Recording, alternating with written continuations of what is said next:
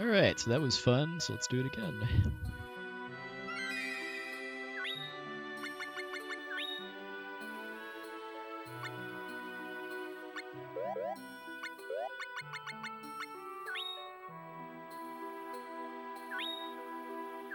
I think that's holding me back from kind of tabbing back and forth between the hero and the heroine is just that I don't have visual cues for the Lucemia skips with the heroine yet, because I'm using the hero's hat as my visual cue mostly.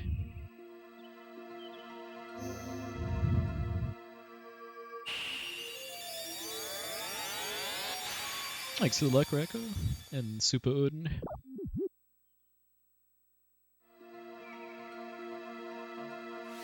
Yeah, it's at least get a sub 151. Like, that last run could have been a sub 151 if I hadn't made a couple derps. Mostly, probably the biggest one was going out the wrong door in Lucemia.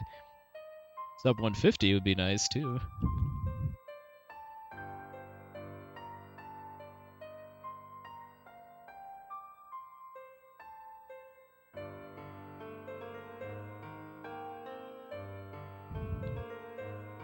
Yeah, that Spriggan fight was just silly in a well, in an unfortunate way too, as far as him deciding to ST me with 1 HP left. Hey, I Jeth Robot, thanks for the raid, appreciate it. Hope your stream was a good one.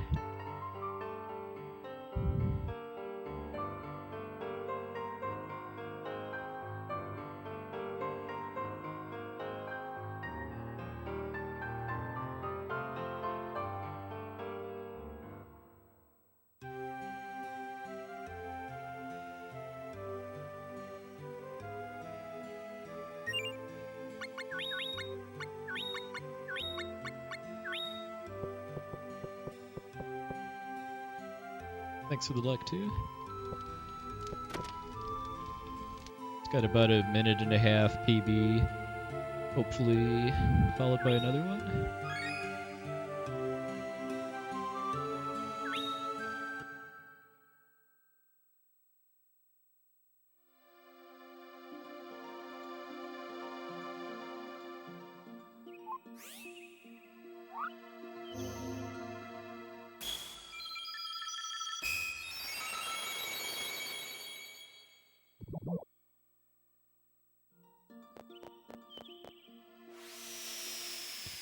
Been talking about the FF6 T Edition hack too, which I was pleasantly surprised to find out actually has a bit of music from this game in it. And this track we're about to hear for the town of Domina is actually used for the town of Nikia in FF6 in the hack, which is kind of fun.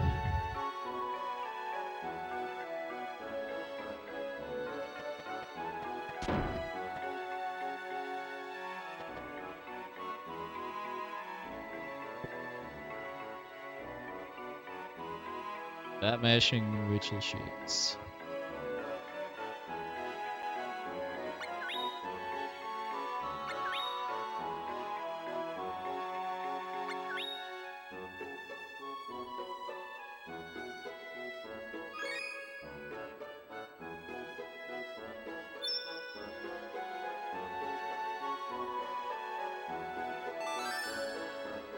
I'd just like to see a port of War of the Lions on like PC and modern console and stuff, because I think as of now you can only play that on PSP and mobile phones.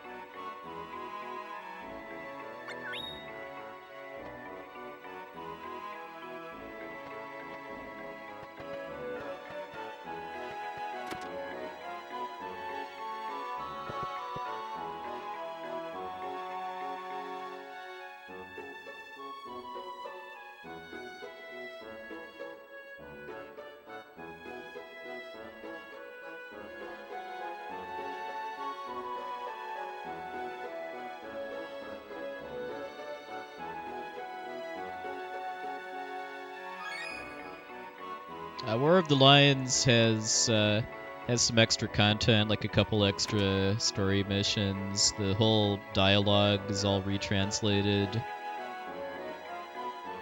and there's some anime FMVs added in.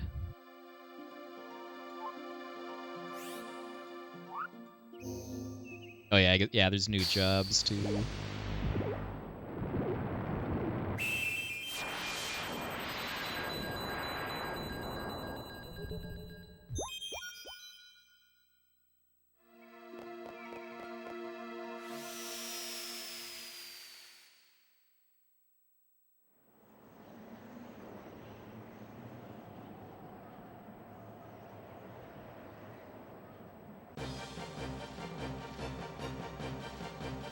Oh, Onion Knight too. Onion Knight's everywhere.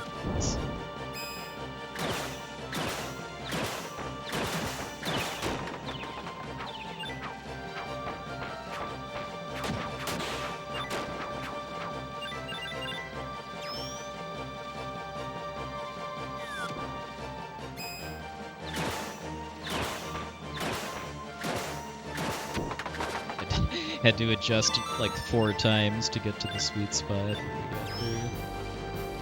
These spin attacks I'm using are actually a lot more technical than they look too. There's a sweet spot that you need to get into as far as your distance from the enemies in order to actually hit them, but not be so close that you're risking dizzying yourself.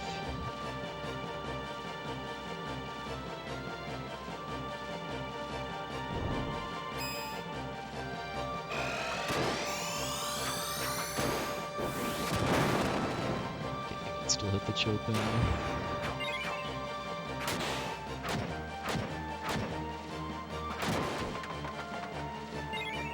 His health I always underestimate too.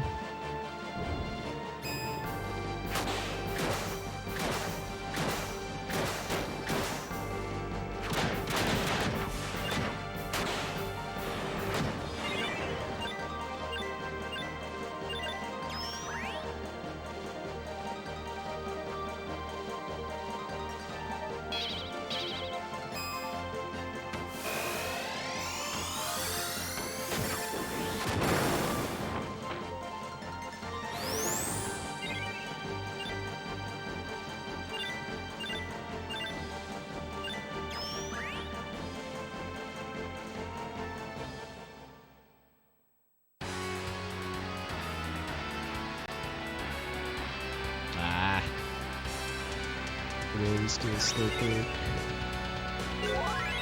But he got the candy though. Cracks me up when that happens. Leaving blind info.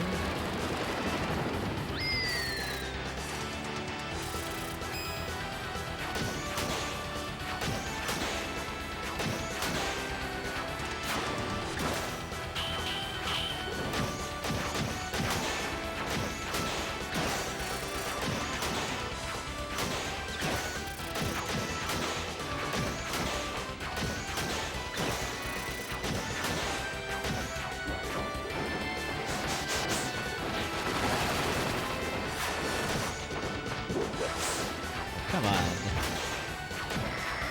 I'm losing a little time here, but still did pretty comfortably after 10 minutes.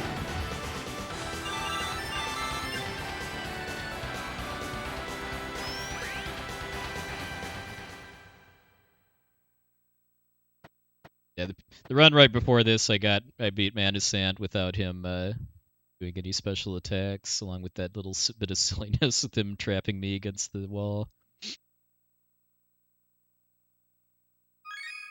I also got the Piccolo speed up thing right before the fight starts too.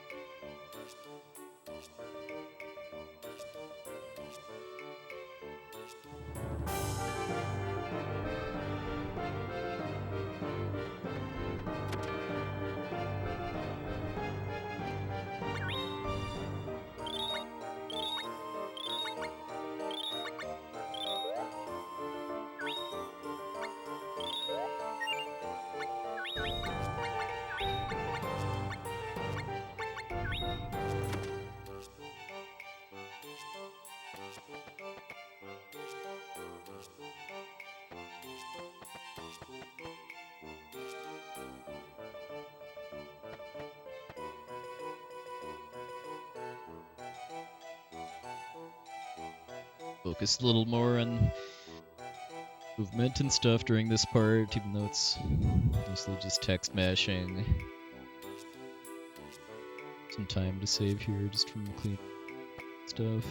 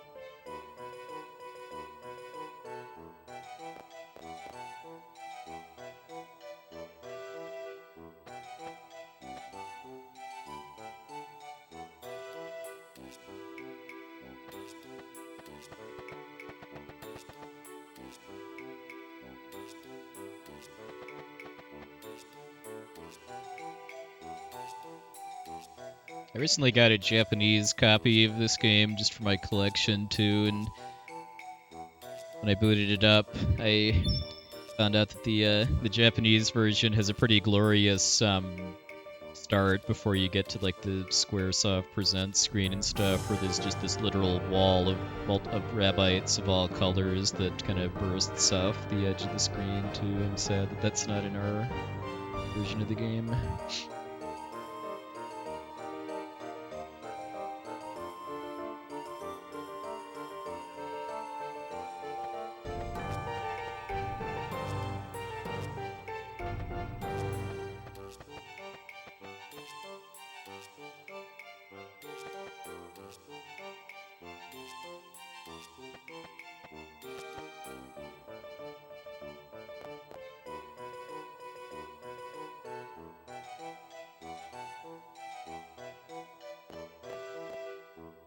Yeah, maybe sometime I'll hook up my Japanese PS2 and show it off.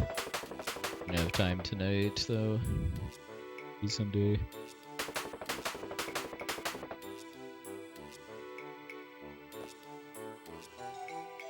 Yeah, the Japanese PS1 version has quite a few differences, mostly with like how much health enemies have and what stats weapons have.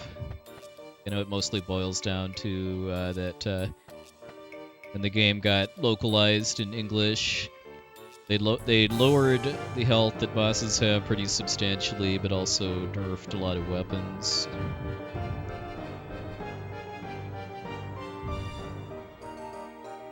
The HD remaster is based on the English version instead of the Japanese PS1 version.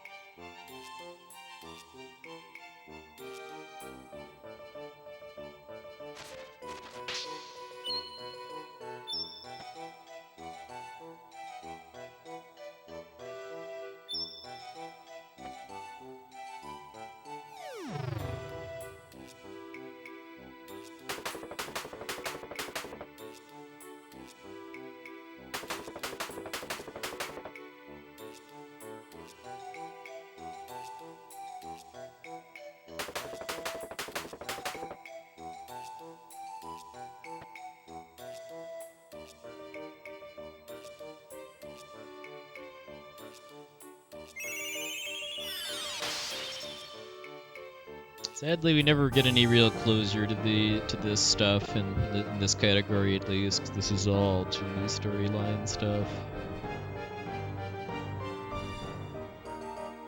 Not pick the wrong text option here.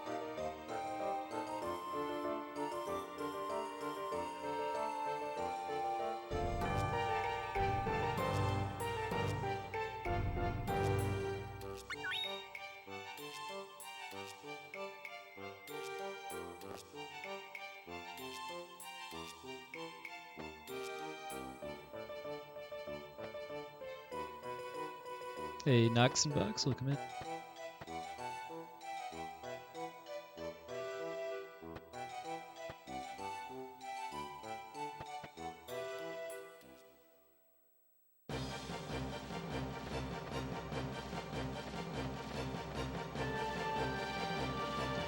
No, I will not be running this for GDQ, probably ever.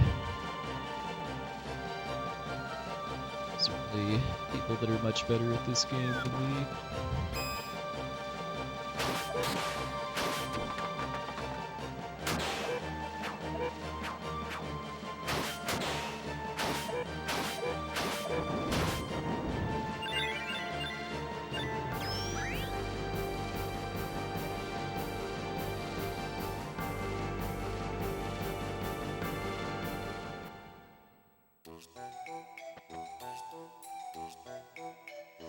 Yeah, I mean, well,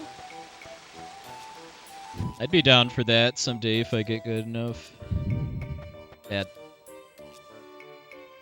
dragon storyline, which I'm assuming is what... Well, I don't know. That Faerie would make for a better race, that's for sure, because less RNG with weapon drops and stuff, so... Maybe do that at some point.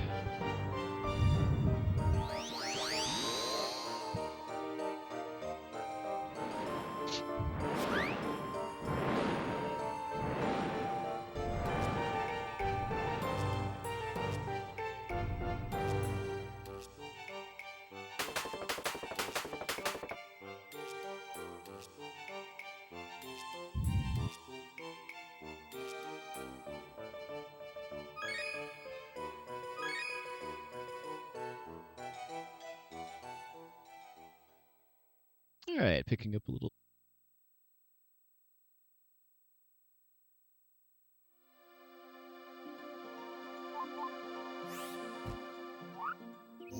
Well, can largely thank that goal to not picking the wrong text option with Inspector Void and... okay dungeon fight, even if it wasn't...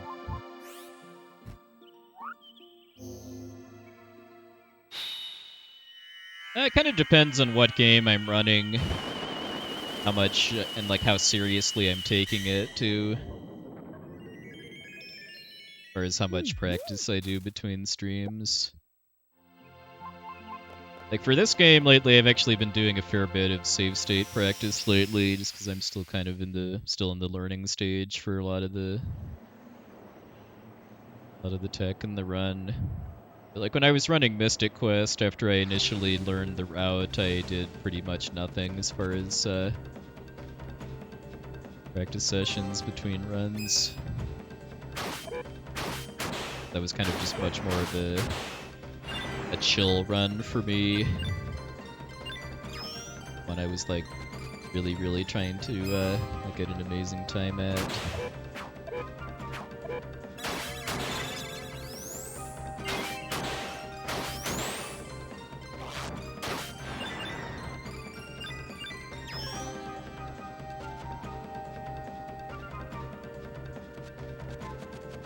But when I'm running Chrono Trigger, yeah, I do a lot of practice between runs, just because that's a much more demanding speed run.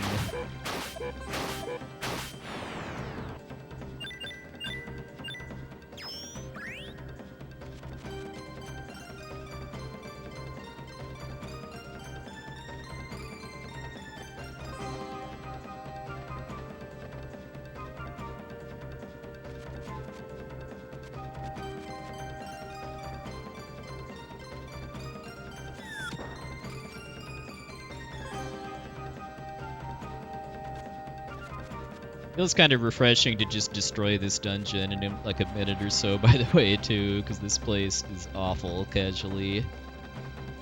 I was just figuring out where to go.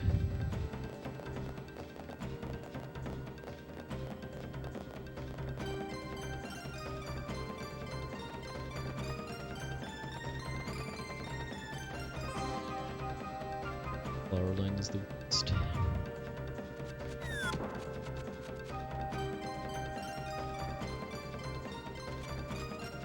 Okay, yeah, I don't really like practice runs that I'm not like actively doing full runs at.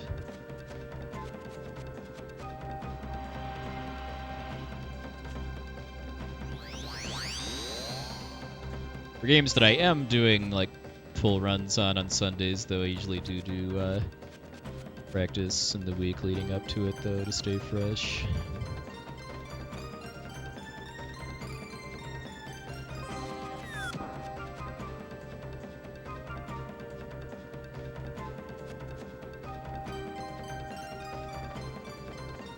Flowerling got out of my way that time.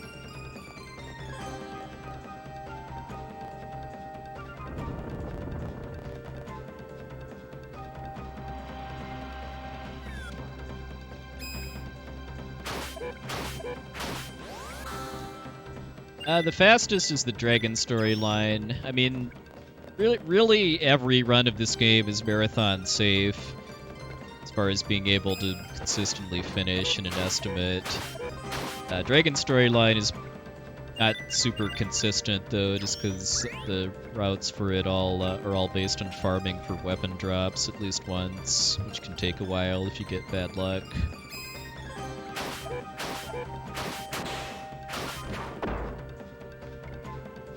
Suplex monkey breeds.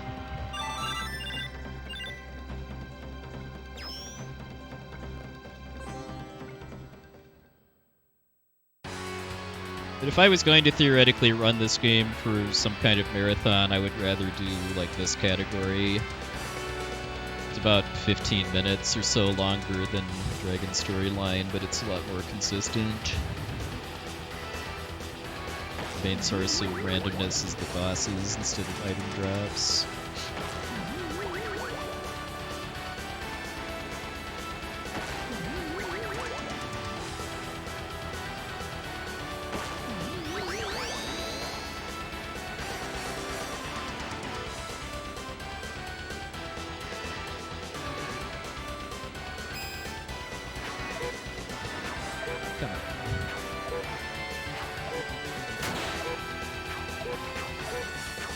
Wow, what a troll.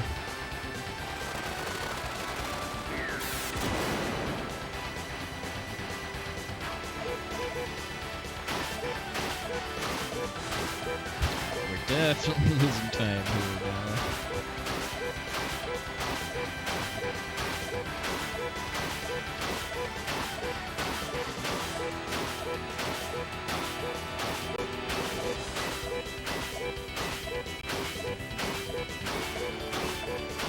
I did actually practice doing this fight with the Spiral Claw if I get the drop from the Suplex Monkey too, which of course means it's probably never going to happen again now. I think my previous PB, the 153 flat, got a Spiral Claw drop, but I didn't equip it because I hadn't actually practiced doing this fight with that yet.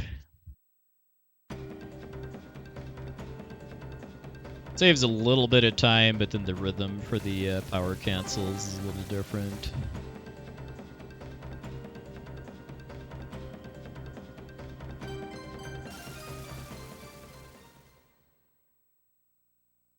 Okay, only about 6 seconds. Definitely feel like I lost way more than that on Vila. Shouldn't it be Countess Duvla? Duvla female. Oh, all three got it in the race. That is awesome.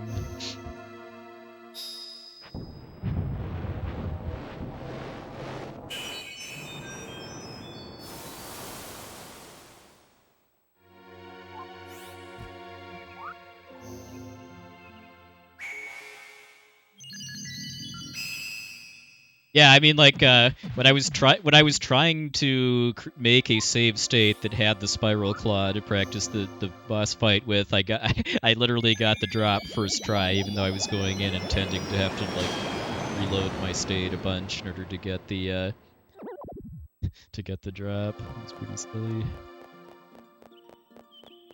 Hell yeah, this did come out around the same time as Tactics. I can't remember exactly what year Tactics came out on, but I want to say this game was 99.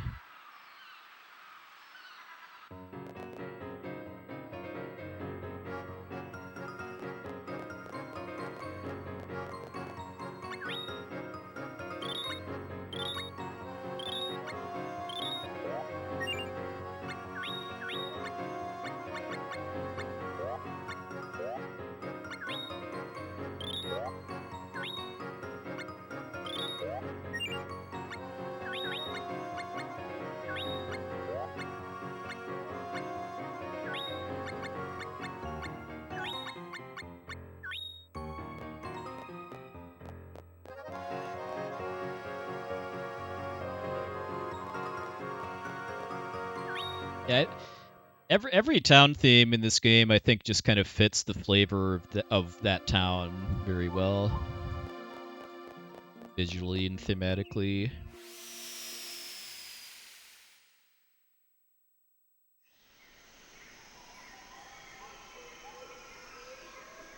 It's a little time in Pulpata because I had to de-equip and sell my sword because I didn't get enough item drops, but what can you do?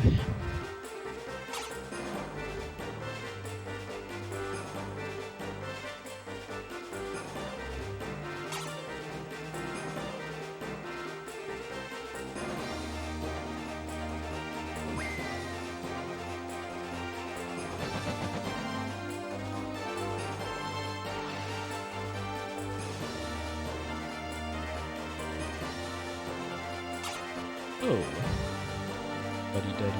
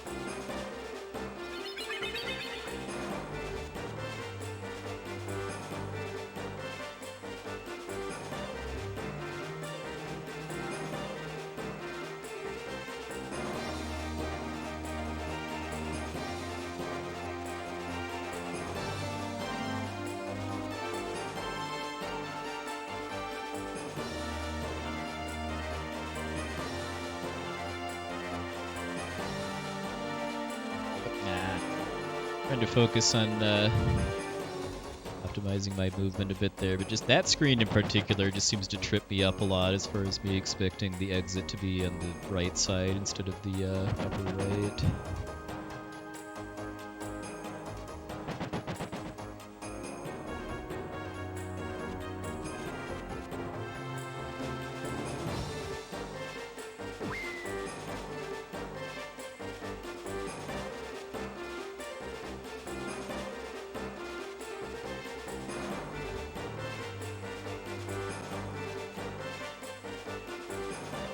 Going into an area we're not supposed to be in yet to get kicked back to the entrance.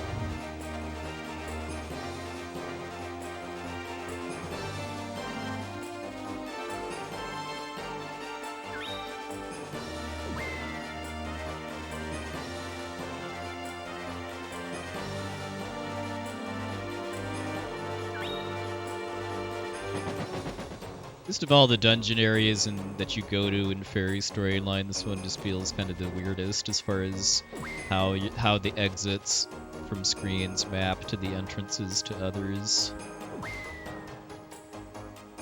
Like you go out the east exit of a screen and then end up at the south entrance of the next one in one case.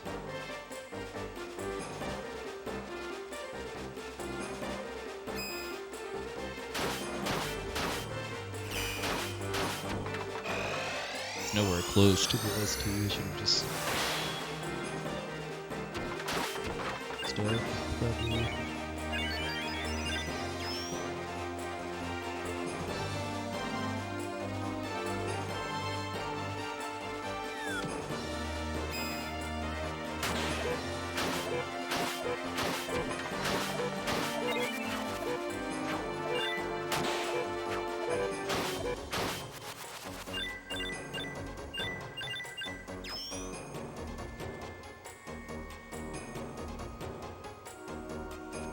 Like, I'm sure that just the kind of the main reason why the dungeons in this game are just very small screens that have a lot of loading screens between them is due to hardware limitations at the PS1. I do think it's unfortunate that translates into it just be getting very, very easy to get lost when you're playing casually. It helps that in the remaster, the loading screens are faster and you can turn off encounters, but I do wish the loading screens were even faster, like to the point of like the PS4 version of Kingdom Hearts 1 and 2, which were basically instant.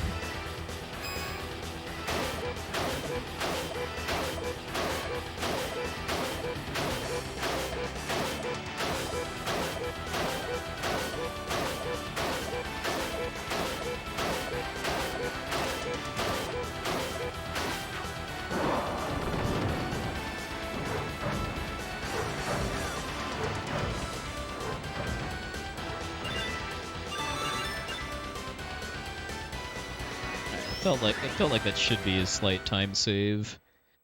Better navigation through the jungle.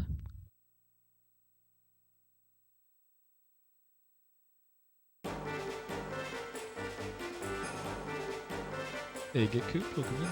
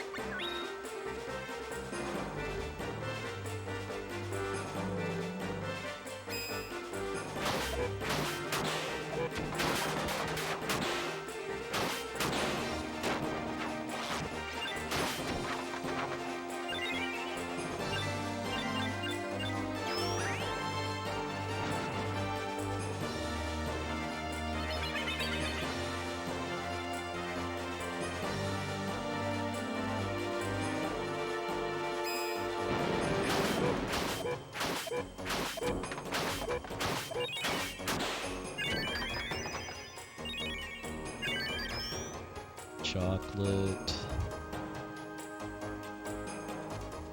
tomorrow.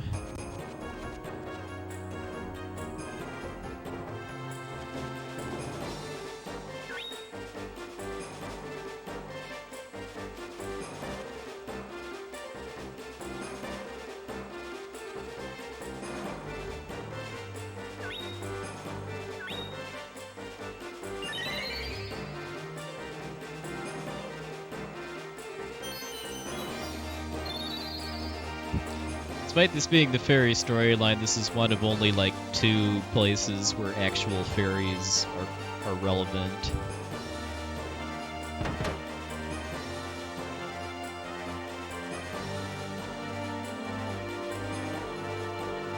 I mean, going back to teleport again, I mean, that's what Lemur does in the record, so that's just what I just based my dungeon navigation notes on.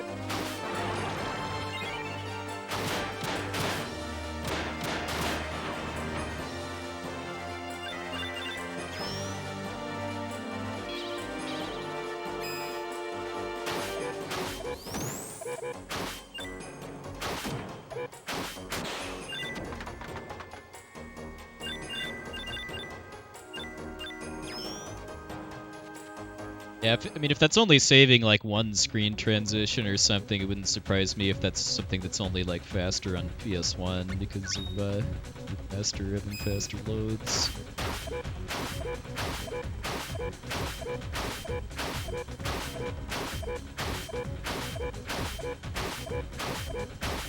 Definitely worth recommending.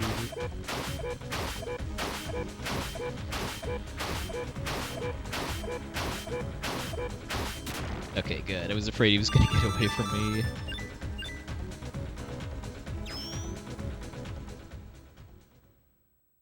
Oh, you avoid a fight that way? Nice. Yeah. If you're avoiding a fight, then I would say definitely worth. Well, technically it is kind of an error message because, I mean, the way I'm canceling the recovery animation for my power attacks is via pressing a special technique button that does not have a special technique map to it, so but you're hearing the sound every time I do it.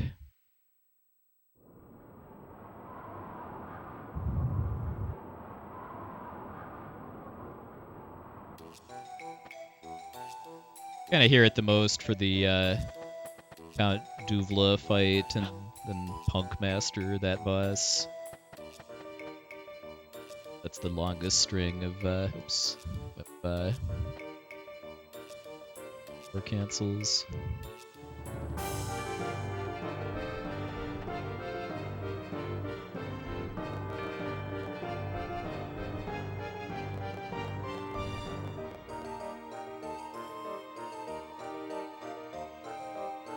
Yeah, the only good thing I'll say about the zombies is that they die to a Maelstrom ST, or the Tomato Men don't.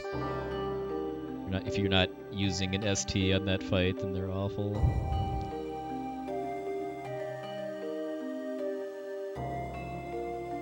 The zombie sprite in this game, though, always makes me think that they're wearing bathrobes and like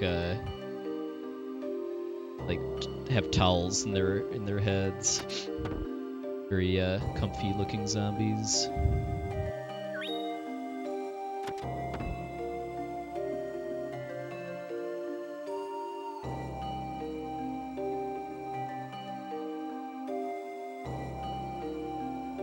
Alright, Spriggan, let's not see any 1 HP survival shenanigans this time.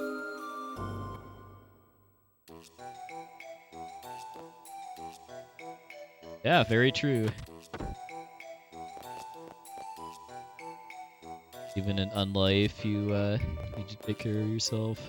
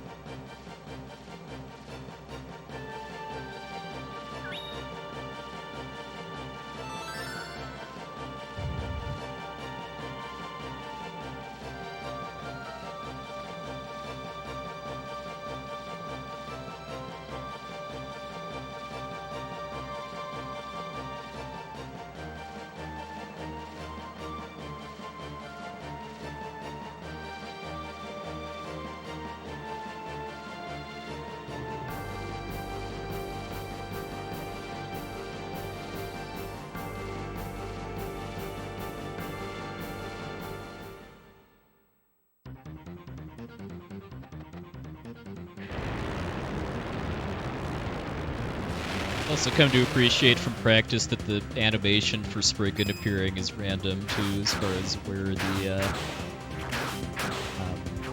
black clouds appear. Again, that really is too. Going bowling.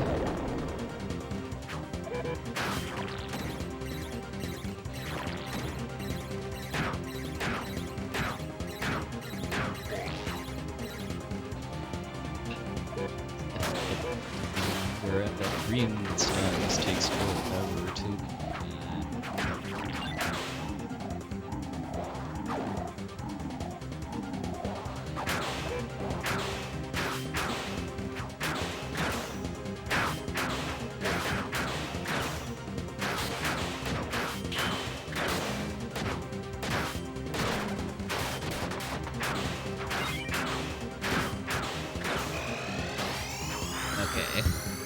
Not good, but he's cleaned his clock after waking up from my nap.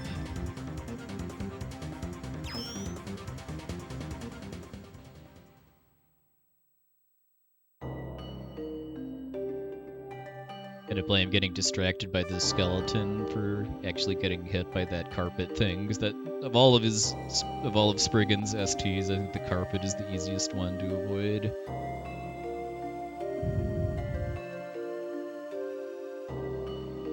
No, this is not a sequel to Secret of Mana. It's kind of a spin-off game in the Mana series. Yeah, it picked up a little time at least.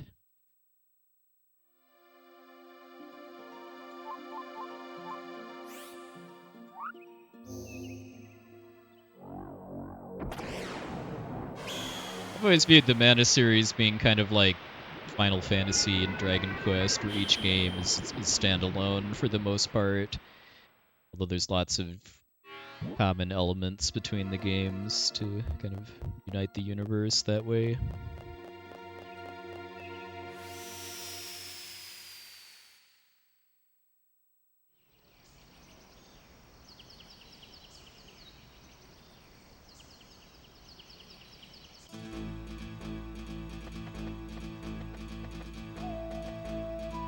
Penguin.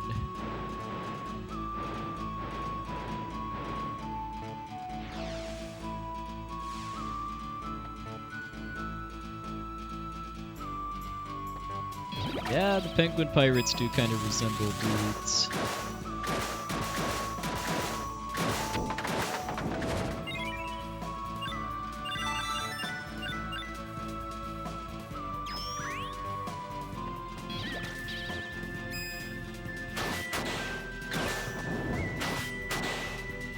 I really love the advanced strat for this fight too, where you're the enemies all line up kind of nicely, that you're able to do jump cancel spin combos to kind of kill one enemy and then soften up the next one.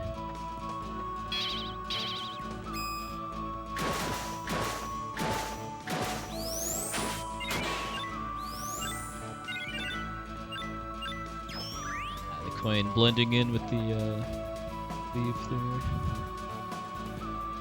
It's not derp on this interaction here like I did last time.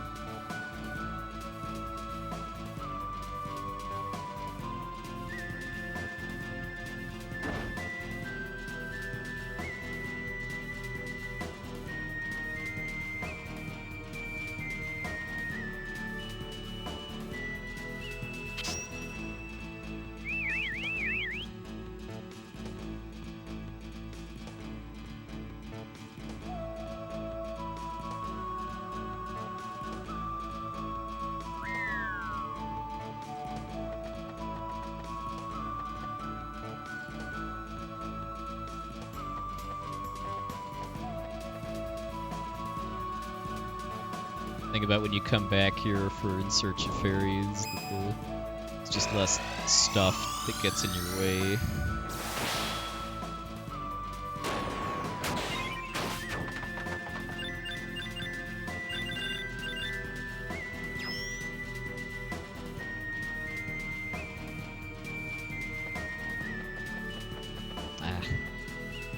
disabled by the penguin foot.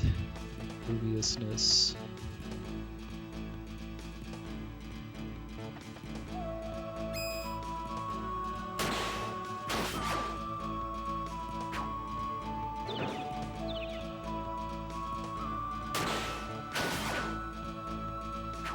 Hate how if the yak hits you, it makes you turn around.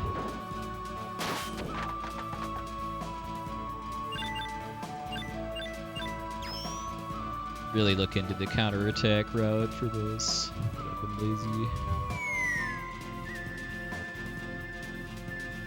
Plus, if you get lucky, the just lunging at the yak and then jump canceling it twice is nice and fast too.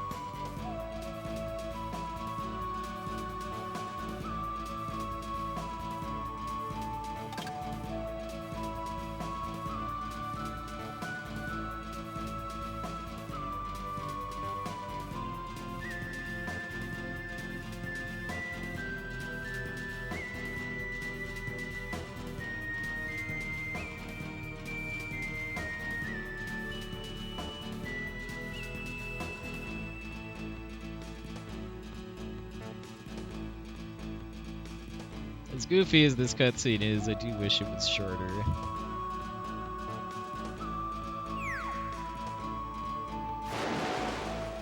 Especially given that I need some better console practice for this boss fight, and having to mash through this cutscene every time is not going to be fun.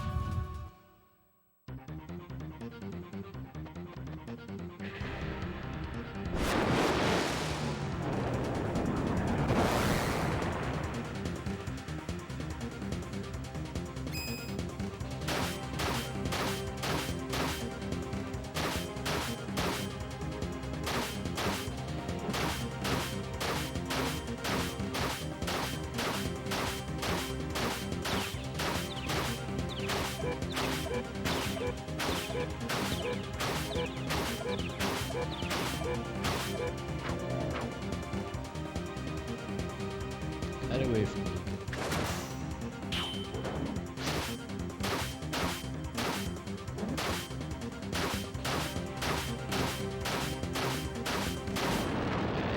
A little bit faster than the PV.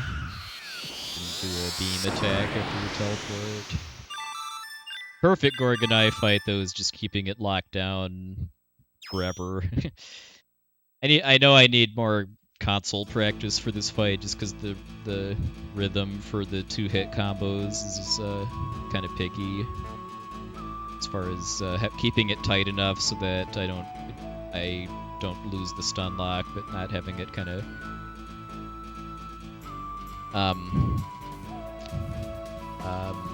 loose enough that it breaks out. It kind of varies a little bit from boss to boss what the optimal way to stun lock is. For that one, it's a pretty unique strategy where it's you're doing, instead of doing power cancels where you're doing your strong attack and then canceling the recovery animation, that you're doing 2-hit normal attacks.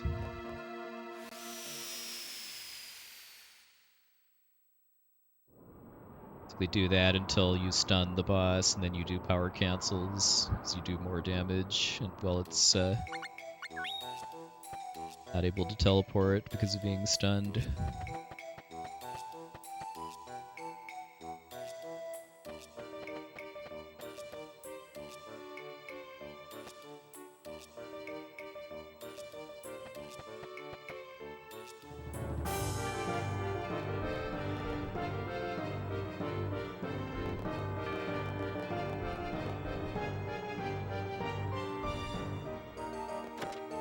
Stuff like that has been was a very pleasant surprise to me when I started actually learning the run, because I kind of came into this game expecting it to be kind of a pretty chill and straightforward run through a gorgeous looking and sounding game, but then kind of finding out that there's actually a fair bit of depth to the movement and combat tech was really nice to learn.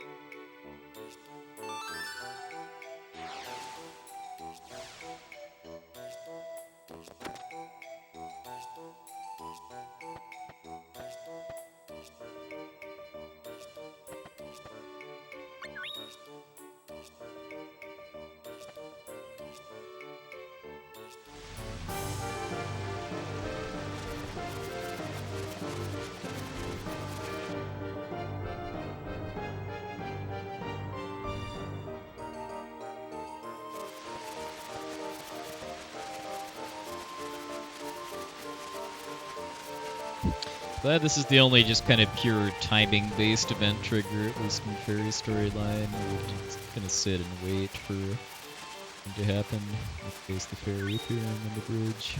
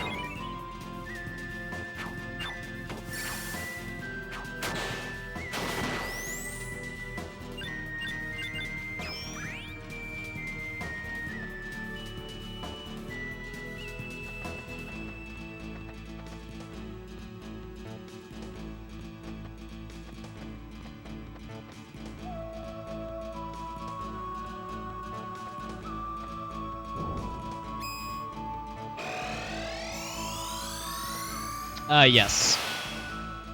Gems or experience. Because the gems despawn too, it's actually possible to beat this game without ever actually leveling up too, which I have done on the HD version just for a challenge run. I didn't stream it though.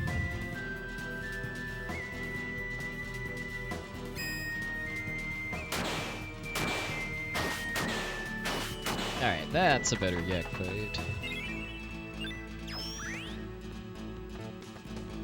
If you actually keep your weapons relatively up to date, the boss fights aren't that bad. There were two bosses that I struggled a lot with in the level 1 challenge, which were Boreal Hound, actually the next boss I'm about to fight here, but And then one of the bosses in the dragon storyline, Vidis, was really hard too.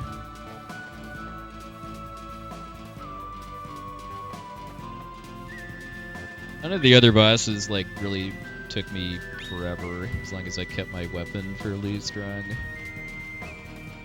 That was just through buying better weapons too. I didn't actually use the forge system. I didn't understand it.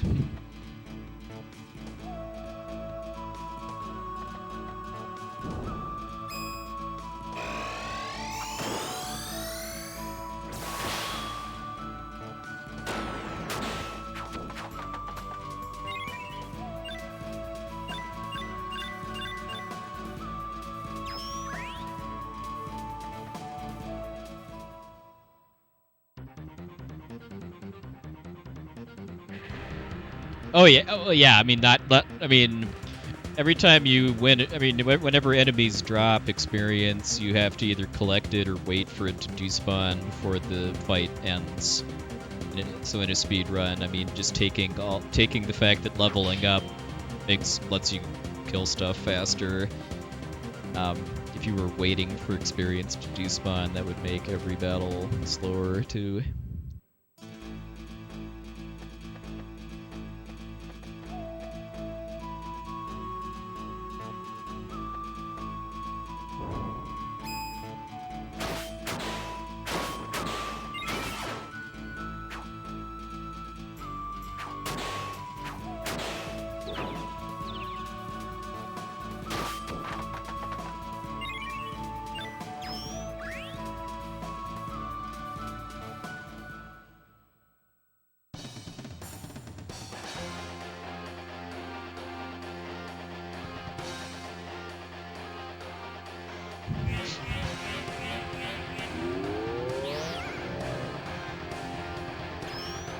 Yeah, this boss is really hard at level 1 because it does a special attack where it shoots lightning bolts at you that's almost impossible to dodge without using a special attack of your own.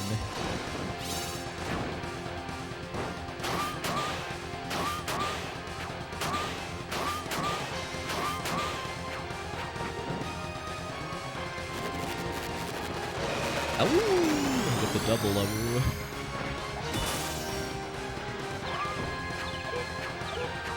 What? How dare you?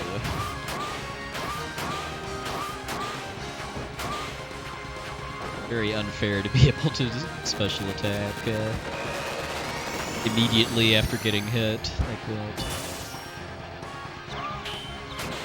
Okay. At least I didn't whiff any of my STs. Oh, I've seen that happen a couple times in practice. It's really trolly and bogus. Probably losing a little time here just because that fight was not the best.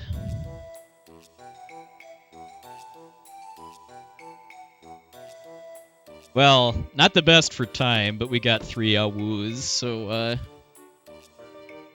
was a success in that regard.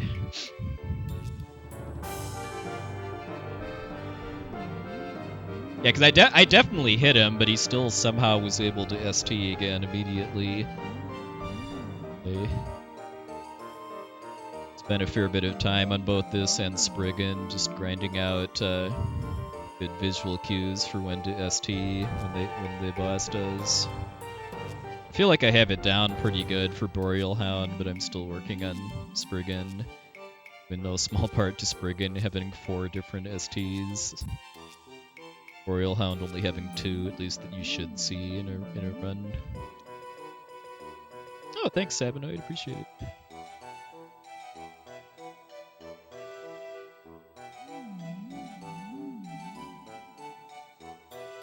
Yeah, I wouldn't really say it's like super common for it to do that, but that's certainly maybe like the 4th or 5th time I've seen it practice.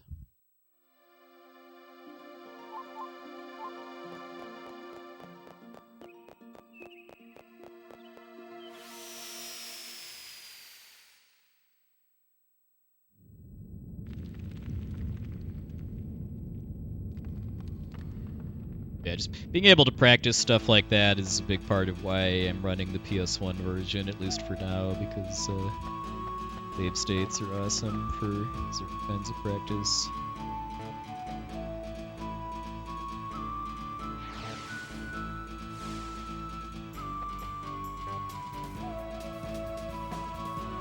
And I know most of the stuff is very easily adaptable to the HD version if I switch to that.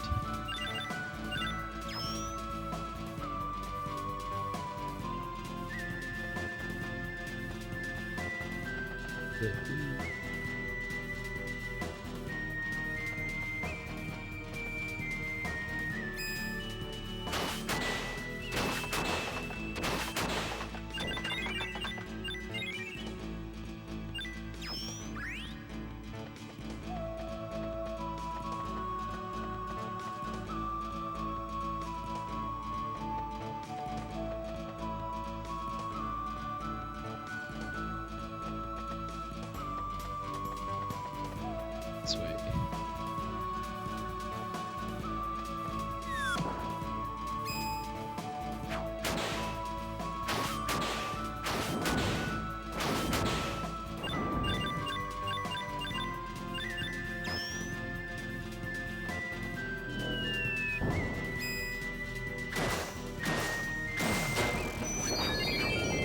Wow.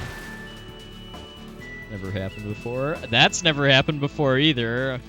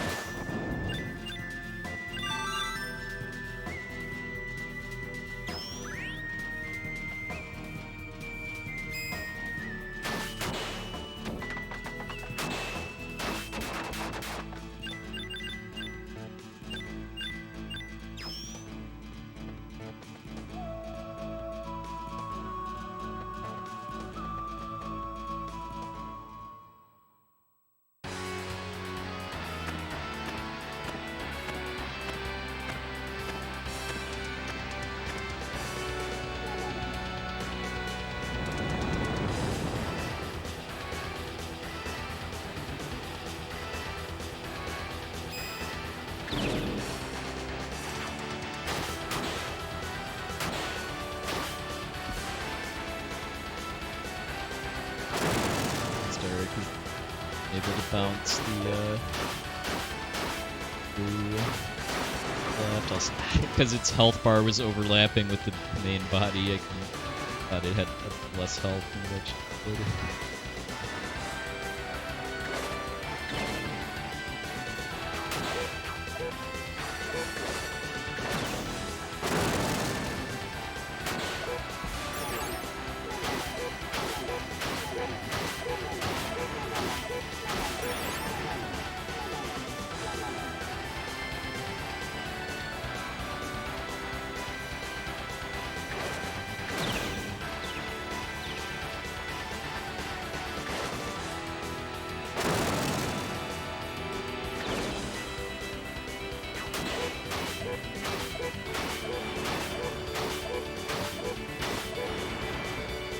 Okay. Feels like that was probably about the same as my PB's the bond fight.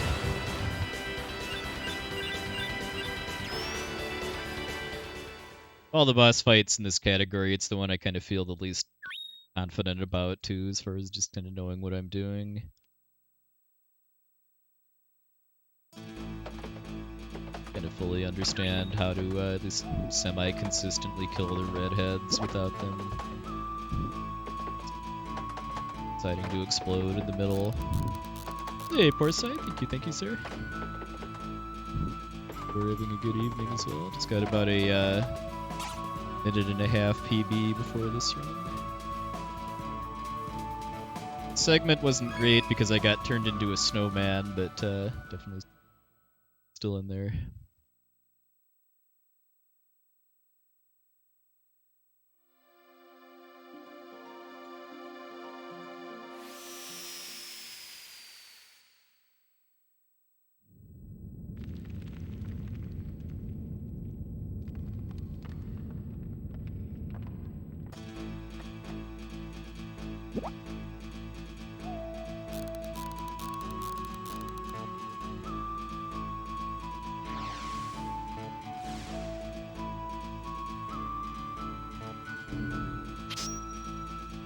Oh, thanks, Vincent. Appreciate it.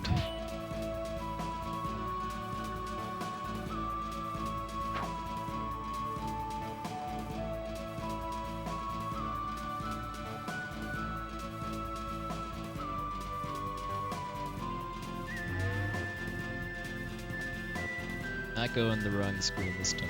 Let's peace out like we're supposed to.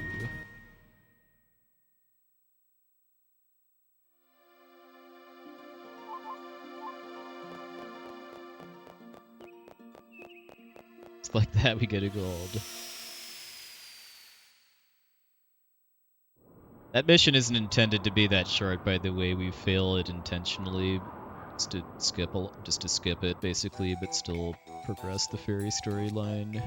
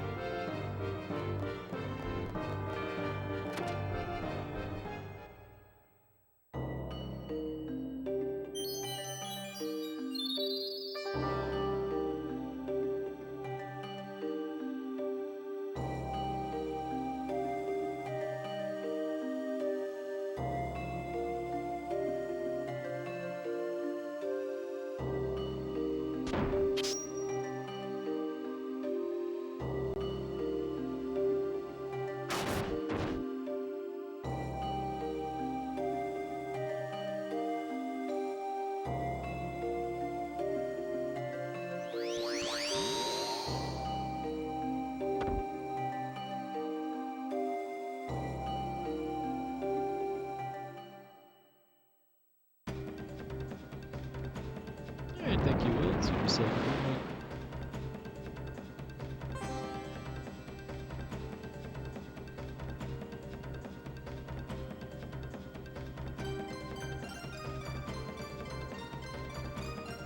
Can confirm, though, that RPGCs bullies people into running games with the soundtracks and stuff.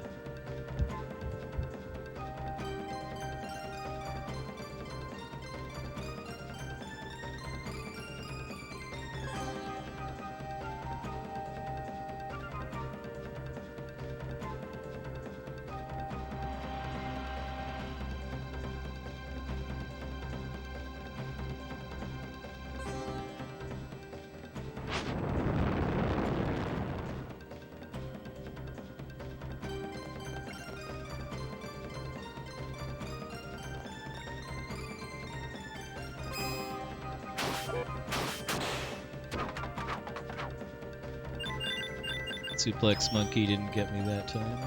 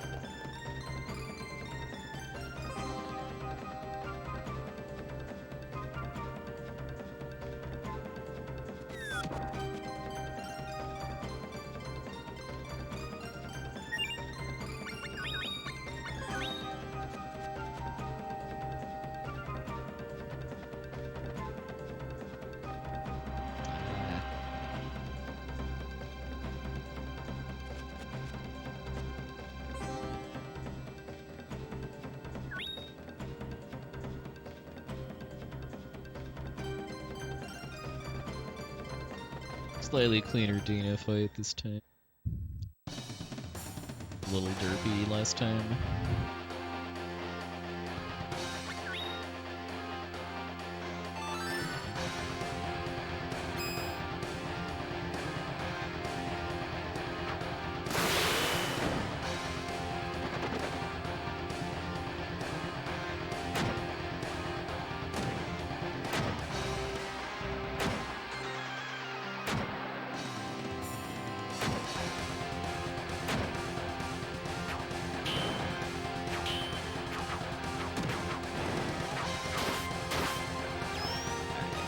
Still kind of weird at the end, but definitely faster than the PB.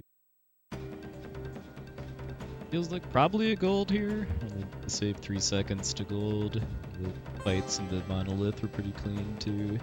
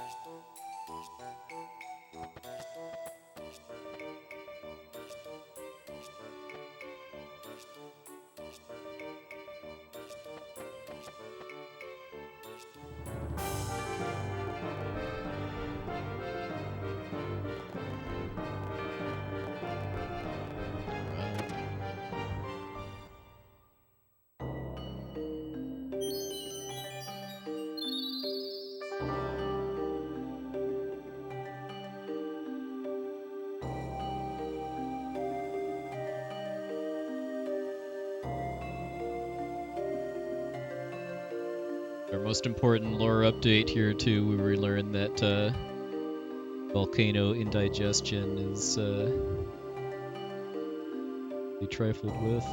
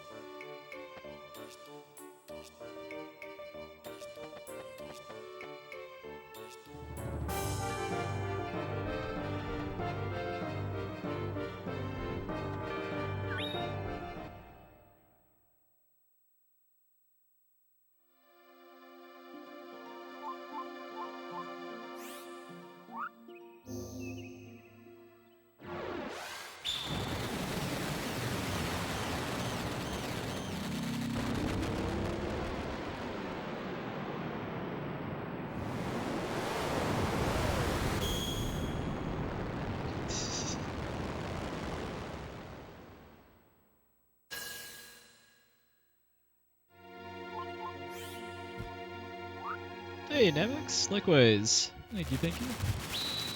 Life's treating you pretty well.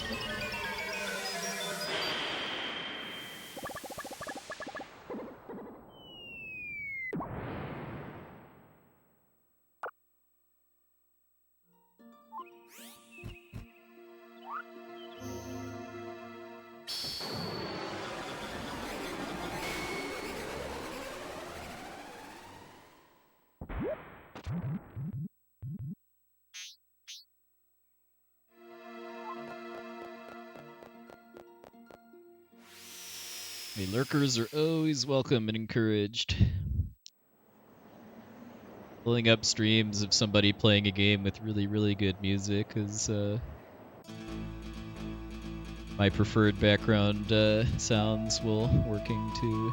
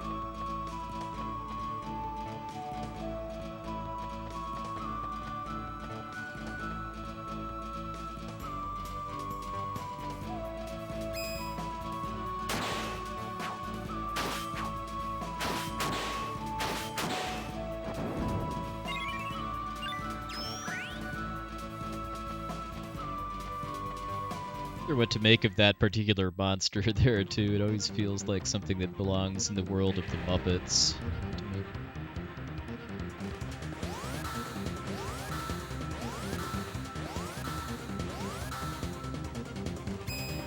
Yeah, that's certainly valid too.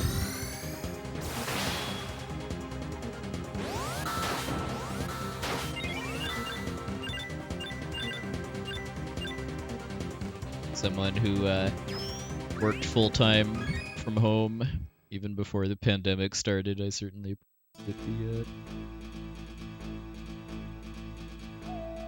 social interaction.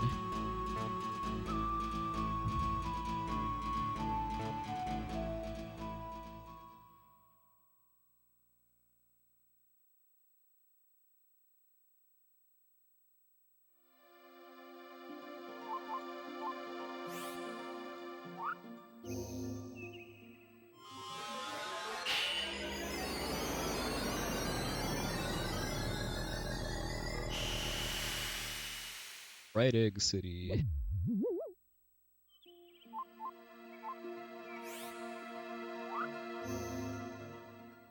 An ethics paper on Twitch, wow. That is awesome, Panzer Dude.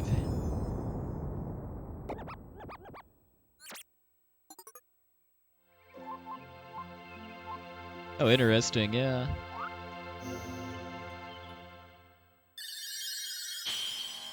That would definitely be faster, though. My question, I guess, is it faster enough to justify the extra menuing? You need to both equip it and then get back to Counter-Strike at some point before the Mad Goddess.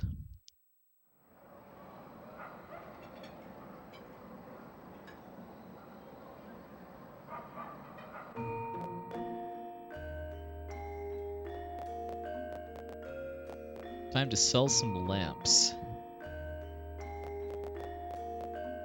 eBay, fortunately, does not exist in this world, so we have to sell lamps the old-fashioned way.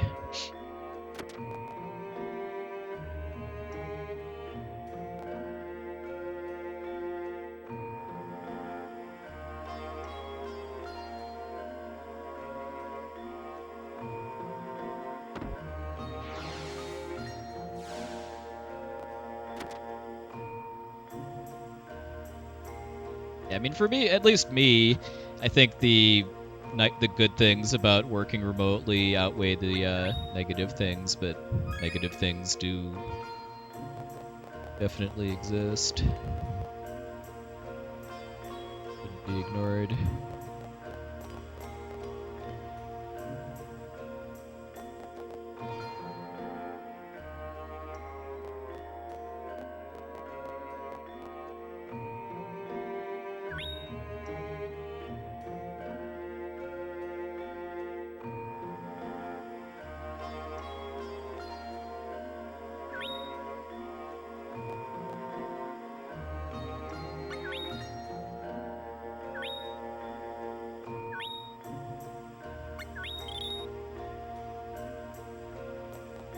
Yeah, please.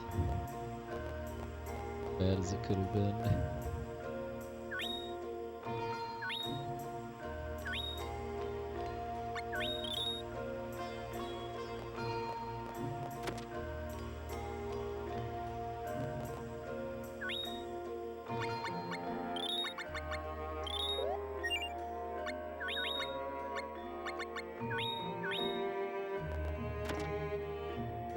And when I used to go to an office for work, it was about a 15-minute commute, and even getting half an hour of my day back is such a nice thing.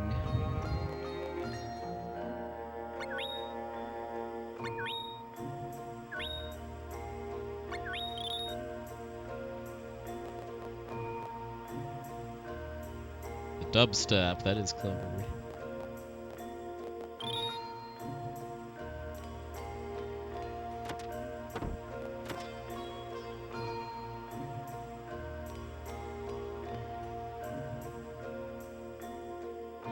Especially given that I live in the central time zone and my work hours are based on Eastern time. The fact that I just kind of roll out of bed and get started.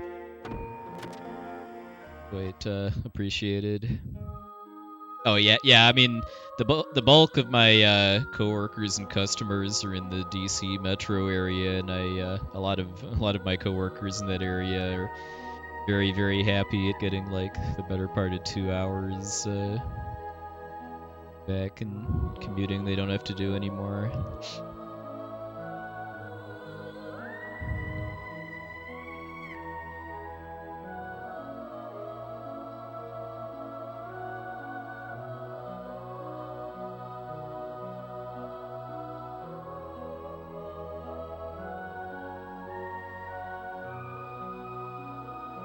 Riding a train sounds more fun than driving when it's that long, at least.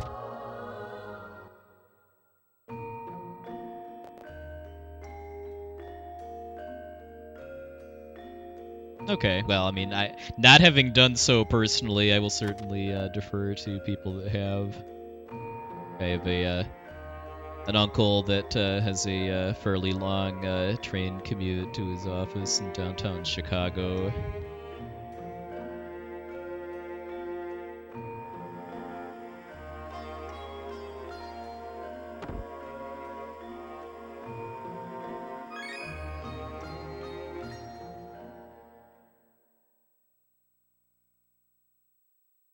It's gold just from cleaner movement and menuing.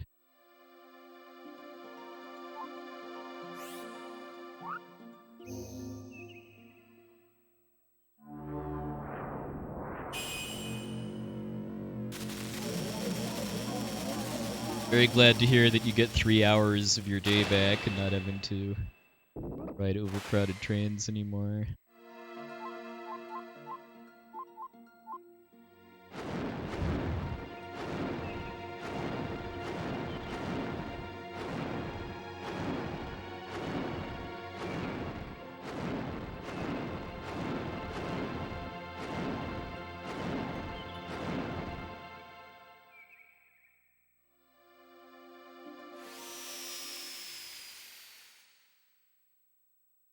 Alright, so let's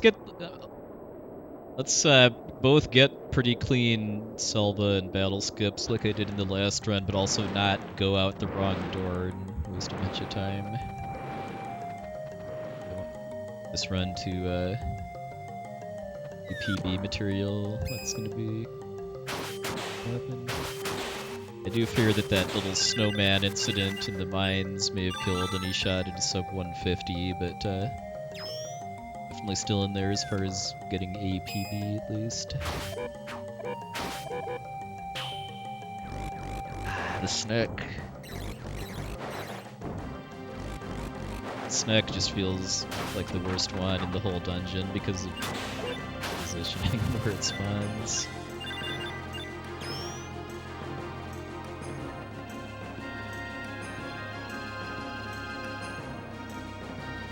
I know one of the things I need to practice before next stream was the first snack. Yeah.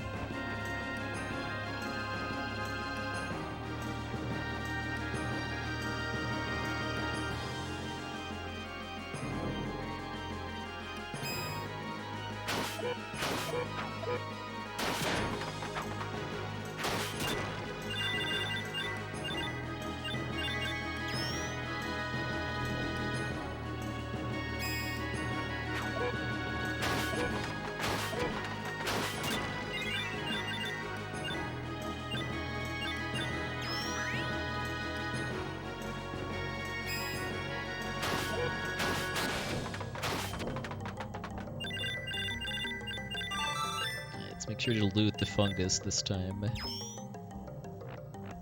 Always end up killing something behind that fungus outcropping there that I then can't see.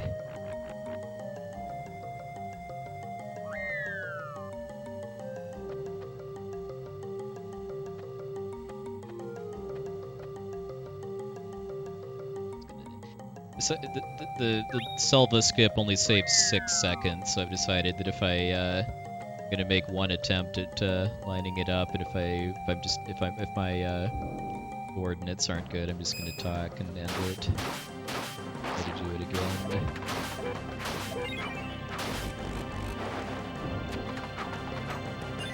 Wow, that snag posthumously nabbed me.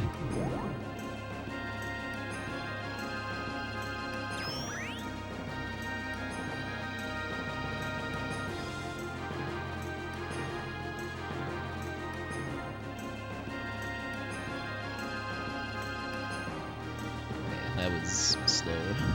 Still faster than actually doing the fight, at least. Yeah, Suplex Monkey seems to be the king of posthumously wasting my time.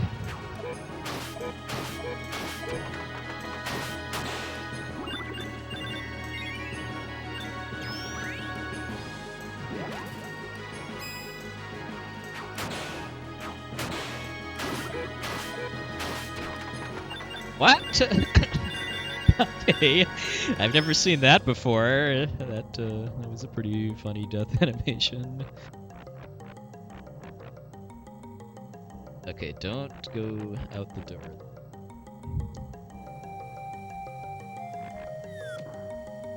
Screen after.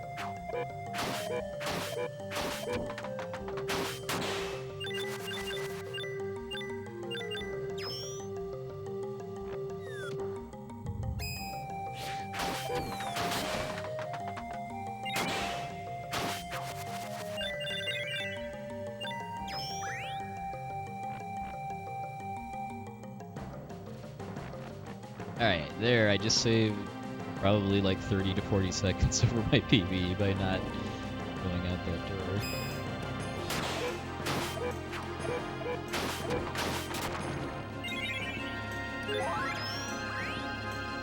Hey, a Spiral Claw. It's about an hour too late, but I appreciate it.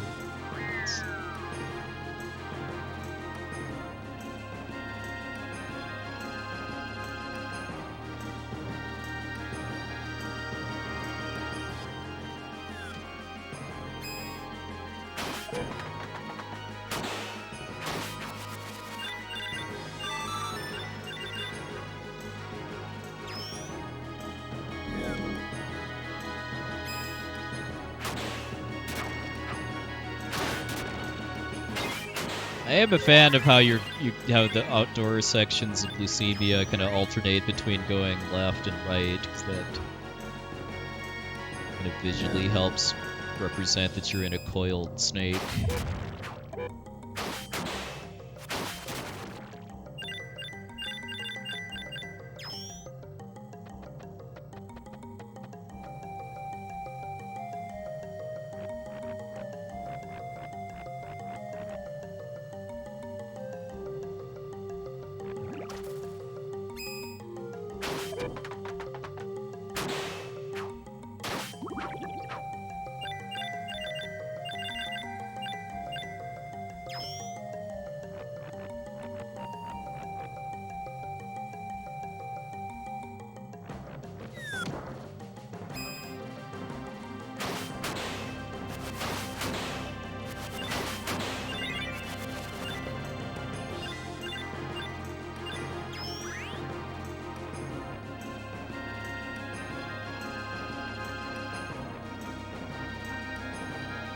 Yes, though it depends on the attack. Like the attacks like this one, I don't believe are capable of multi-hitting, but like the spin attack that I use on other parts of the run can hit multiple enemies at once.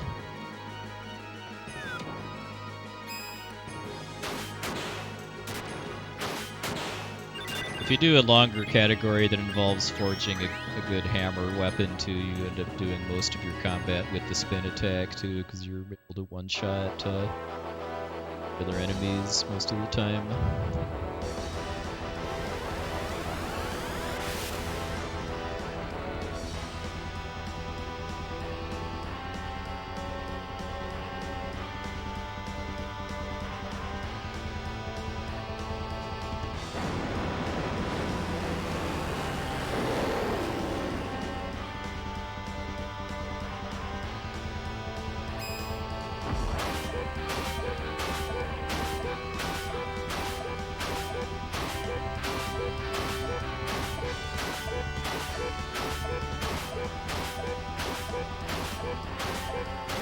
Nice, this should be a time save.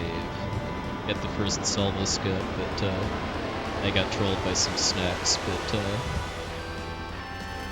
didn't make a wrong turn and got a quick kill.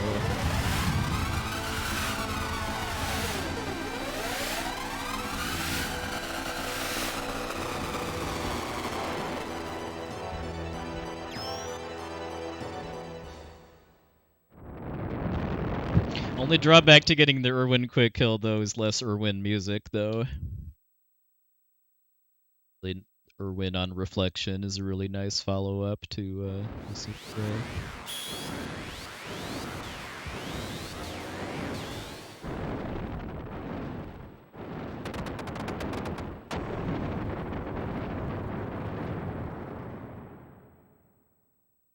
Yeah. That is one unfortunate thing about speedruns of this game, is that really fast and well executed boss fights are just stun locks. It's not like a lot of other action RPGs where like good boss fights involve like knowing how to dodge their attacks and then counter with good timing. There is a little bit of that in this game, like in this category at least, for the Spriggan and Boreal Hound fights. Knowing how to time your special attacks to hit them when they come out of iframes from doing their own special attacks takes some skill, but a lot of the other bosses are kind of more about just knowing the right timing and setups for stun locks with power cancels or other types of attacks.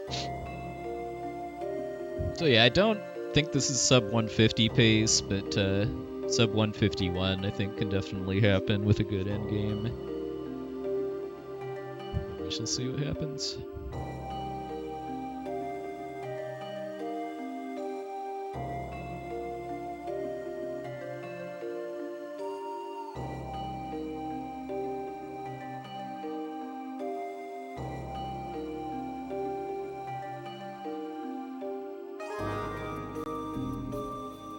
And overall, I would probably say Irwin is my favorite storyline final boss in this game.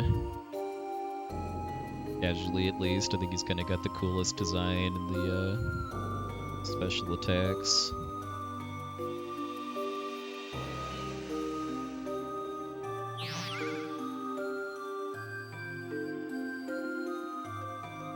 I like how when he does some of his special attacks, he kind of flashes his humanoid form briefly before going back to his demon form. Yeah, oh yeah, like being on the neck of Lucemia is a really cool just visual set piece for a climactic boss fight too. Yeah, the first time I ever actually saw the Space Whale use special attacks was my level 1 playthrough. Some of them were one-shots at level 1 too, like one where it like shoots giant jewels at you. Yeah, agreed, Rocco. That's my only kind of real disappointment with the design of Lucemia, is that you never get a good look at Lucemia's face from the front.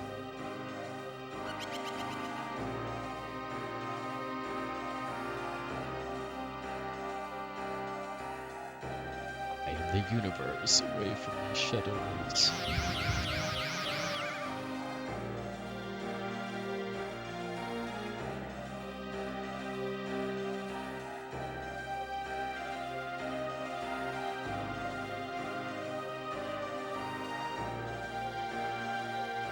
I like how Space Whale has two forms, too. It's something I feel like the Mana Goddess is lacking.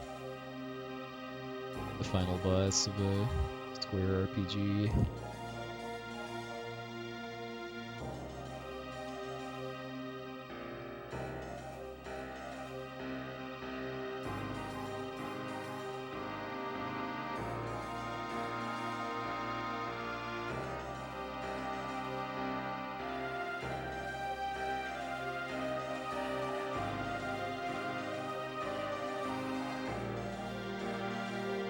Thematically, I do, given that Jumi is kind of just the most story-heavy storyline, thematically it would kind of feel more appropriate to be if some form of the Jewel Hunter was the final boss, though, instead of Space Whale. Just kind of shows up near the end and is the mastermind behind the plot to exterminate the Jumi or whatever.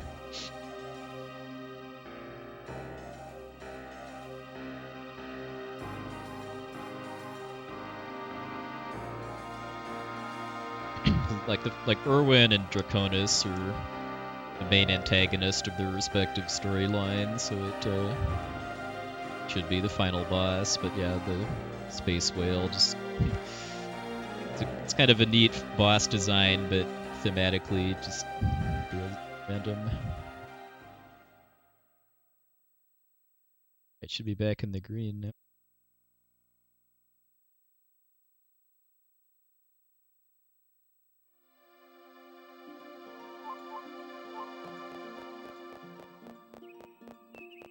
Bit of time to save here too, because I derped a little bit on the story triggers to get into the dungeon, and then my next fight was kind of bad too.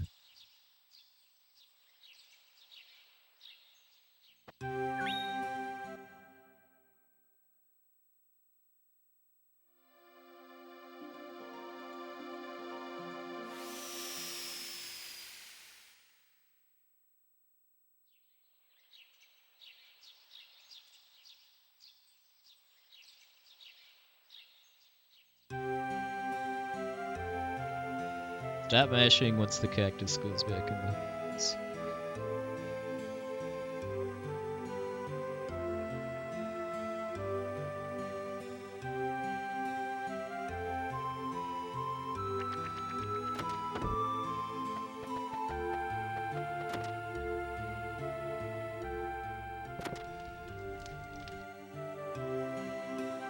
Every time I see the penguin or the pelican mail delivery person talking to me, I'm sad that we don't get to see the cactus stuffed into the mailbox in the speedrun. It's one of my favorite sprites in the whole game.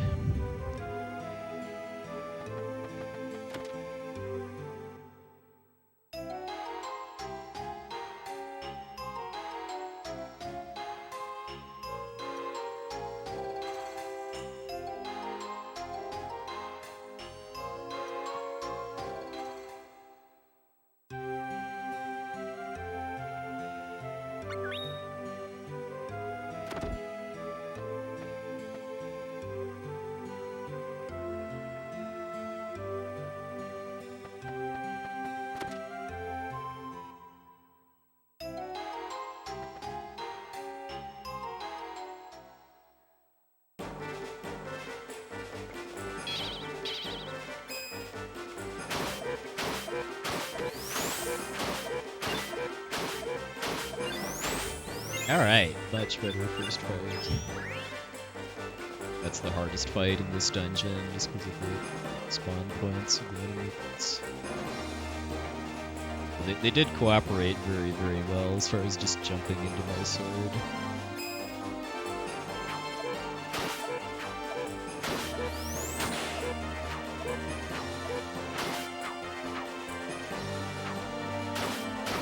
That one, not so much.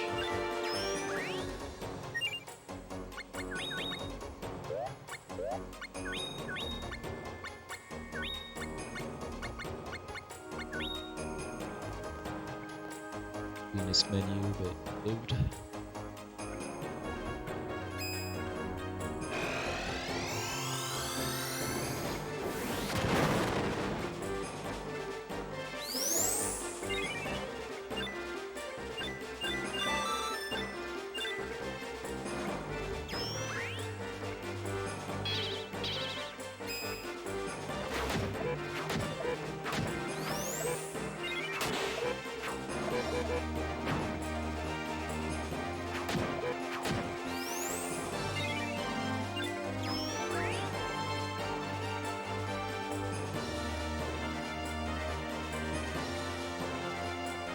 Alright, should save a little here. Probably, I don't know if this will be gold, but should save some time because of the first fight and triggers being cleaner.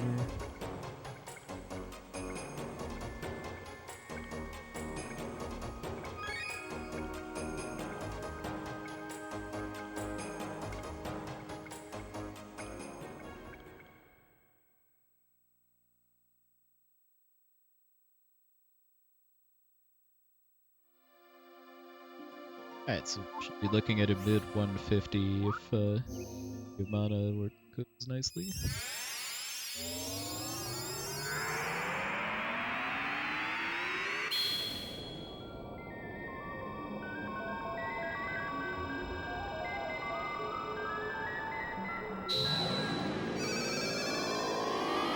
Be some awesome progress because I started tonight with a 153 flat.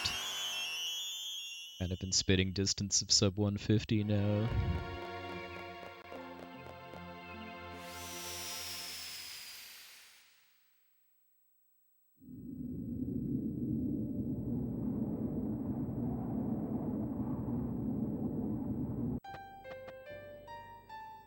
If this is like a 152x or so, then we could maybe argue that getting snowmanned in the mines is what cost them sub 150, which I'd be okay with because it would be a great story.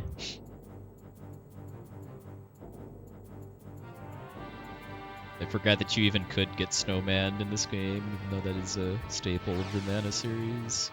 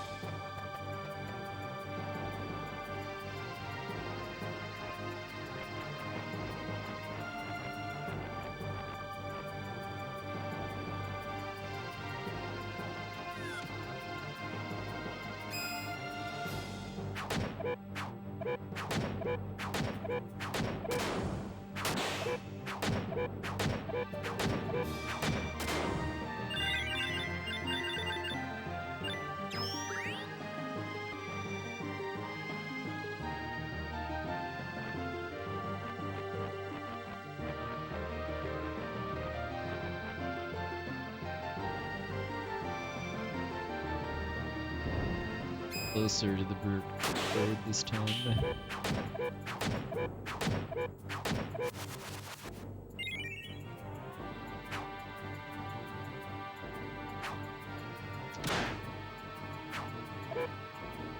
Had fairly good luck in practice with just counter-striking this basilisk, but the section you're fighting it on is pretty awkward. Hey Mirio, come in. Yeah, I definitely recommend this game. It's absolutely gorgeous looking and sounding.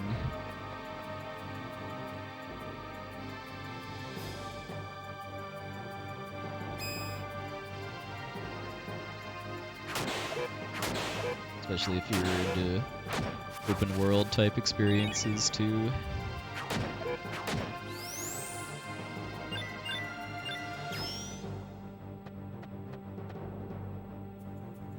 My character's name is P, although I think his canon name is Toto, I think. You get to pick either a hero or a heroine, and I believe the canon names are Toto for the hero and Emu for the heroine.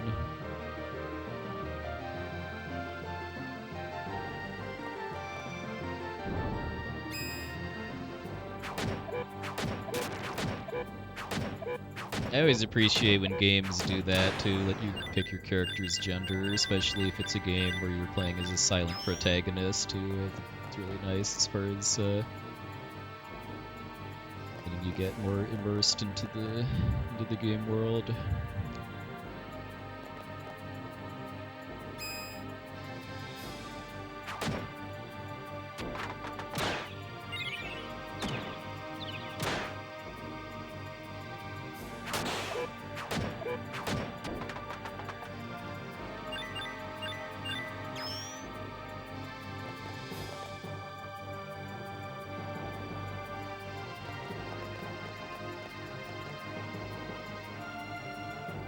Unfortunately, we only beat up one black chocobo.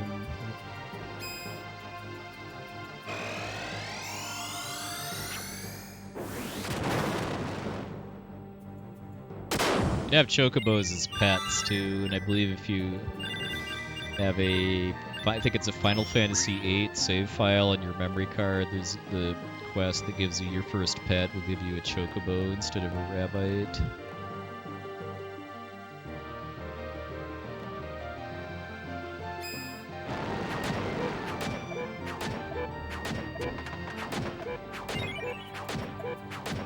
Yeah, there's like 3 different kind of buffs if you have save files from other PS1 Square games.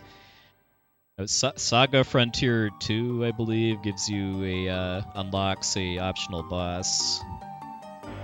Third game is.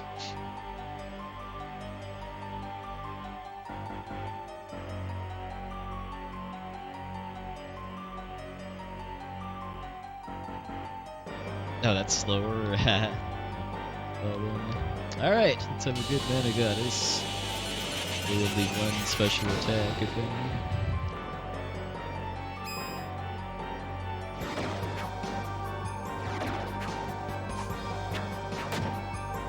Two buffs doesn't help.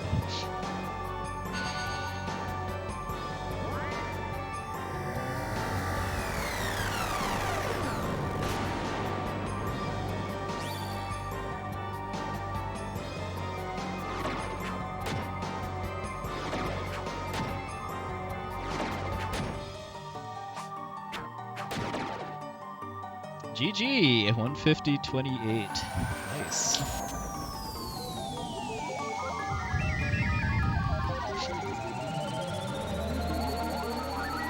In my headcanon, I choose to believe that the snowman incident in the mines cost the sub 150.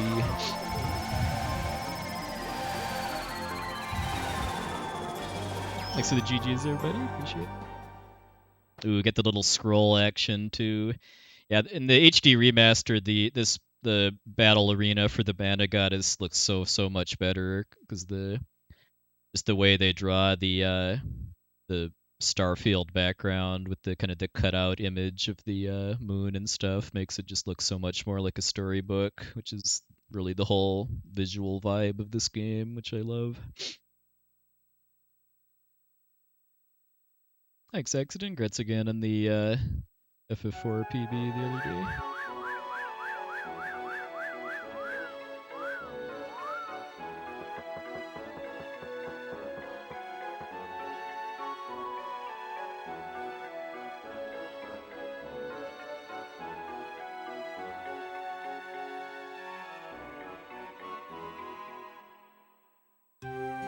Yeah, I used to stream on weeknights sometimes too, but the past about year and a half, my work schedule has made it so I just don't really have the energy on weeknights to stream. Having to get up at 7 a.m. for work. Hopefully that won't last forever, though.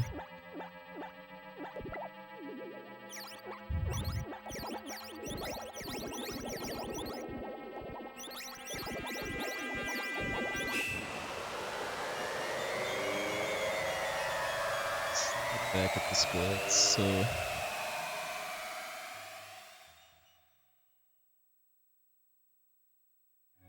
Yeah, I don't even remember the last time I did, like, serious speedruns on non-weekends, too.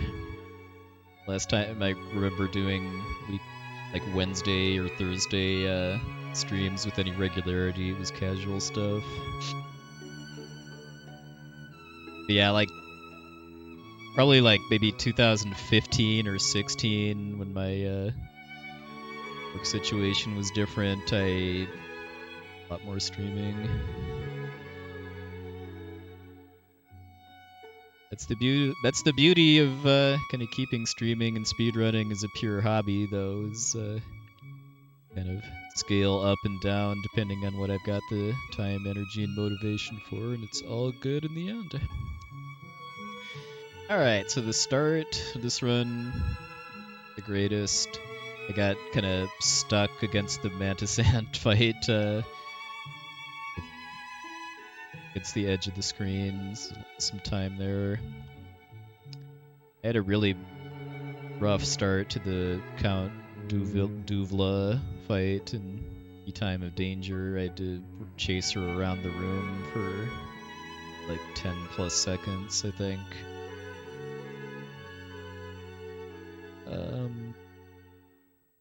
Really too special after that. Still didn't have like an amazing Spriggan fight, but it was clearly better than the previous run. Again, I got the really fast ST from Spriggan, where I did not have my own ST ready to go, which is my least favorite aspect of that fight, because I love the fact that there's skill and tech involved in timing your special attacks so that you hit bosses when they come out of iframes, but the fact that Spriggan can do it without do it early enough that you have no opportunity to do that, at least right away, is very annoying. Let's see.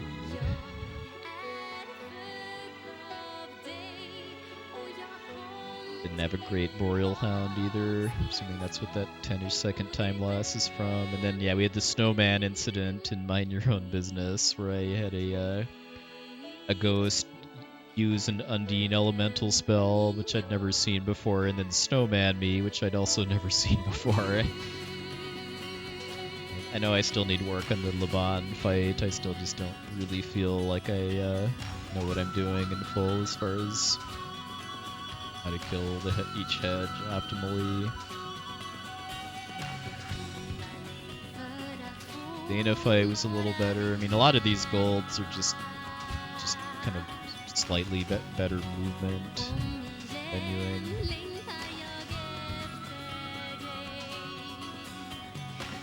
So yeah, I did not get the first Selva skip in Lucemia, and then I got snacked, I think, twice. Snack fights are probably the biggest thing I still need a little bit on in this.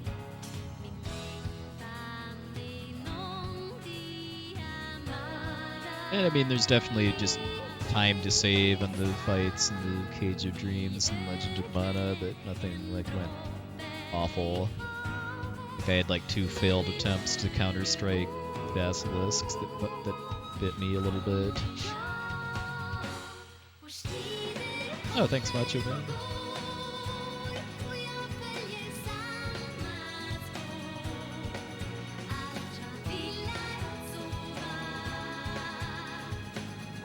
So yeah, hopefully it shouldn't take too much longer to get a sub 150. Like I said, I choose to believe that I was denied by the snowman incident, and that is totally okay, because makes for a wacky story to tell.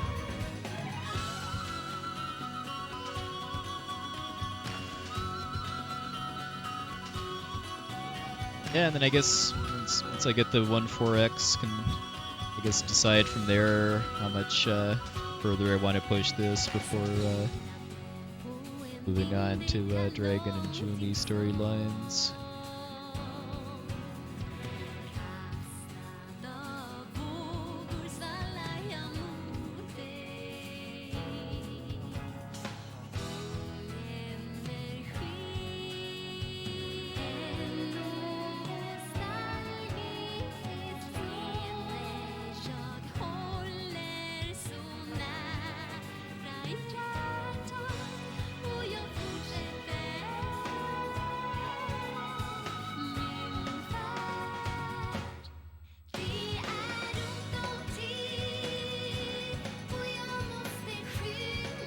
Anybody's new here, by the way, definitely appreciate the company and support.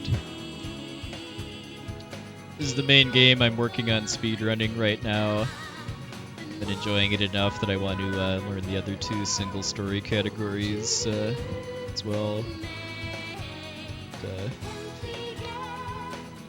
Also kind of want to drop in a Mystic Quest run once in a while to not get super rusty at that game.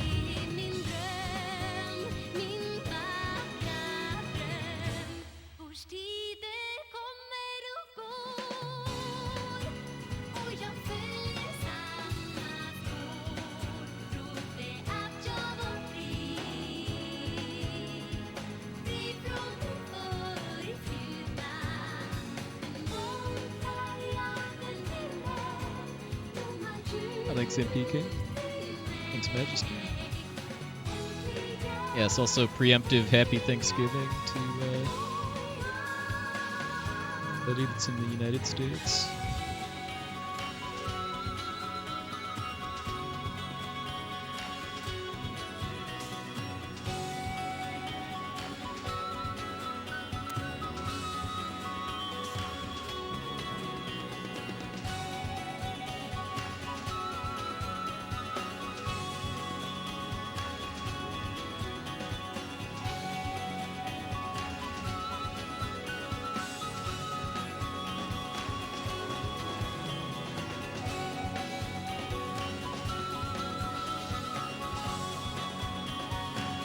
And belated Happy Thanksgiving to anybody that's in Canada.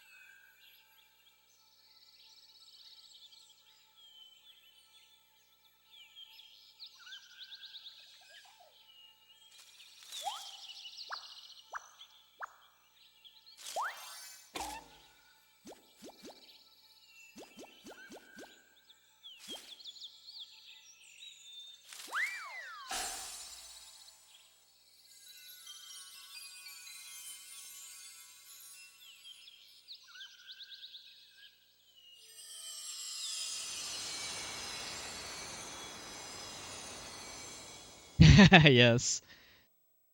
The strange alien sounds of nature.